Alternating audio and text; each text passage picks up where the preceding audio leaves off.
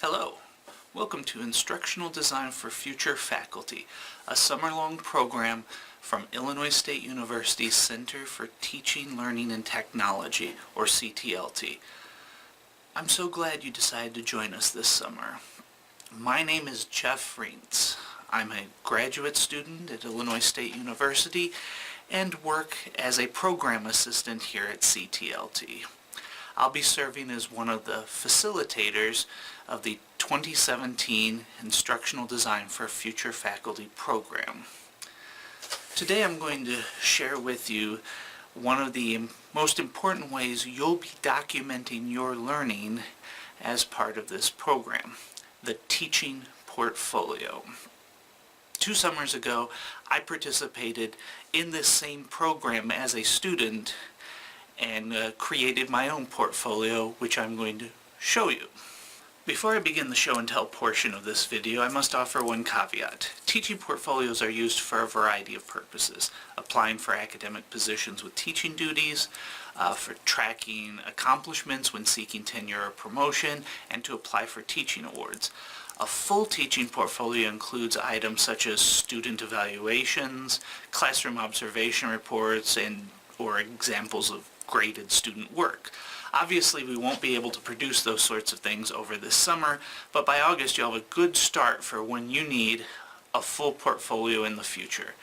Perhaps more importantly, you won't be caught with that moment of panic that some grad students experience when they apply for their first academic job and they find themselves asking, they want a teaching what?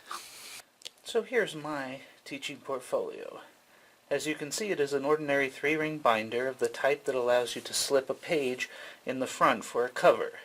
The cover consists of what we call a slice of your course, a kind of montage showing some of the elements inside. This is one of the last things you'll make this summer, so don't panic that this looks complicated. As you can see, the inside consists of a series of tabbed sections. I hand wrote my tab labels, but maybe you can figure out how to print them. Under each tab is something you'll develop for your course. I arranged mine in the order in which the components were made, but maybe you'll want to arrange them differently, such as leading with your syllabus or teaching philosophy. Here's the first thing we'll work on, starting in our face-to-face meeting on Wednesday, May 17th, the transformational goal. The transformational goal is the way our instructional design curriculum starts by asking big questions about what kind of people you want your students to be when they complete your course. We then work backwards from there to design your course. Here in the box is my transformational goal. The other stuff is prep work. On the next page is my rationale, which as you can see is longer than the goal itself. Every step of the process you'll be asked to write a rationale explaining your choices. This is not because we'll be grading your rationale or anything else. This is, after all, a professional development environment. You're here because you want to be better instructors. Here are the learning outcomes I developed for my course, stated in terms of what I want the students to be able to do by the end of the semester. Each outcome is categorized by the type of knowledge involved and the level of complexity, following Bloom's taxonomy of educational objectives as revised by Anderson and Krathwohl. You'll become familiar with the revised Bloom's taxonomy as the summer proceeds. It's a great tool for thinking about what you want to see happen in your classroom, whether we're talking about big picture goals like these or daily lesson planning. Here's my rationale for my learning outcomes.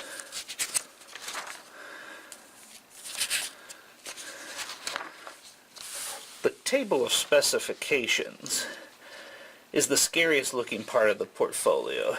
At least if, like me, you're more of a word person than a number person. The challenge of the table of specifications is to prioritize your learning outcomes. It's tough, but once you do it, the table then informs decisions like planning your course calendar and designing exams. And note again, I have a rationale.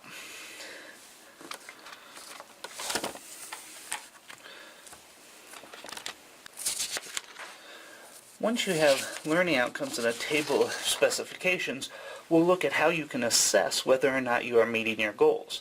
Here I created a major assignment, though you can design an exam instead.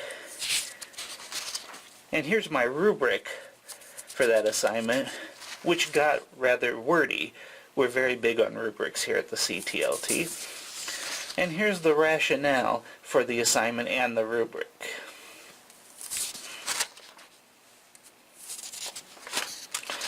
Next, I designed a rather silly in-class activity designed to instruct the students without me standing in front of the class and lecturing them.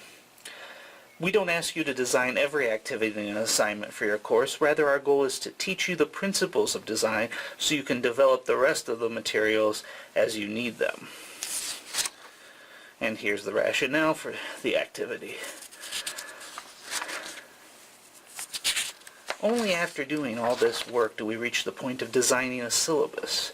Just because the syllabus is the first document you hand out to students, it doesn't mean that that should be the first thing you write when designing a new course.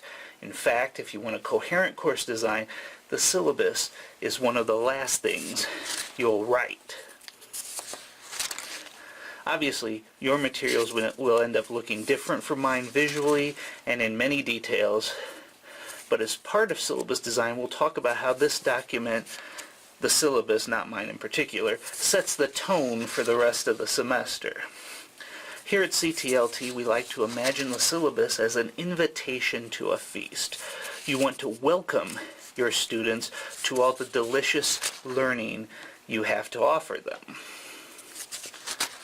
And here's my rationale for that. Now, I gotta be honest, I kinda hate this next section of my portfolio.